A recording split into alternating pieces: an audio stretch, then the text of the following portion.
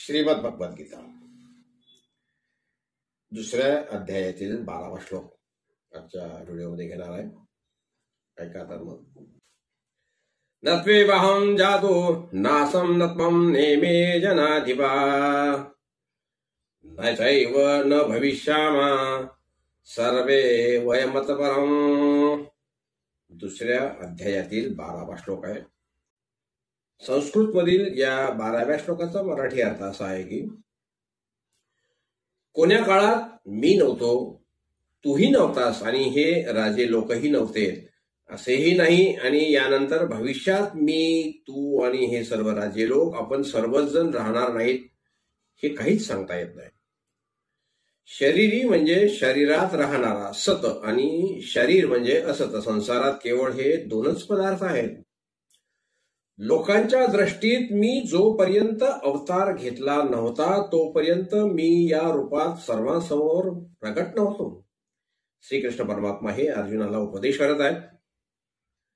तू जन्म घेईपर्यंत तूही नव्हतास, तसेच हे जे राजे आहेत ह्या राजांनी जन्म घेतला नव्हता तोपर्यंत हे या रूपात नव्हते. परंतु आपण प्रगट नसतानाही पूर्वी नव्हतो अशी ही गोष्ट नाही. आपण या अगोदरही होतो, या पुढेही असणार आहात.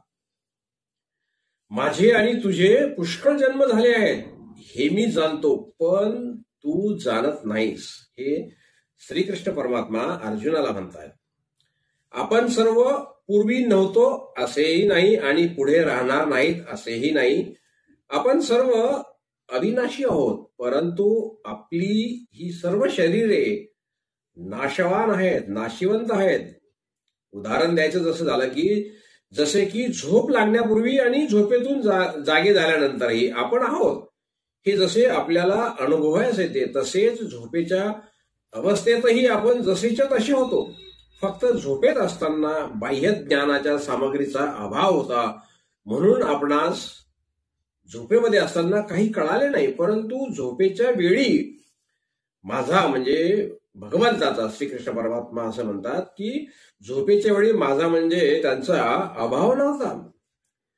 अनेक युग बदलून गेले तरीही शरीरी बदलत नाही. शरीरी म्हणजे शरीरात राहणारा जो आत्मा आहे तो बदलत नाही, फक्त शरीर बदलले जाते.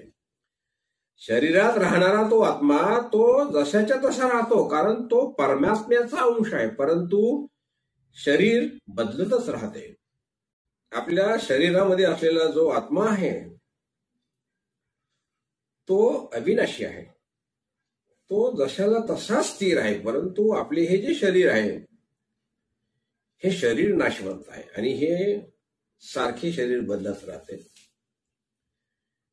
हे या ठिकाणी श्रीकृष्ण परमात्मा अर्जुनास उपदेश करीत आहे आणि रणभूमीवर हे घडत आहे. हे सर्व वृत्तांत, हा सर्व वृत्तांत, ही सर्व कथा संजय धृतराष्ट्र यांना सांगत आहे आणि त्याच रूपामधून ही गीता प्रगट झालेली आहे.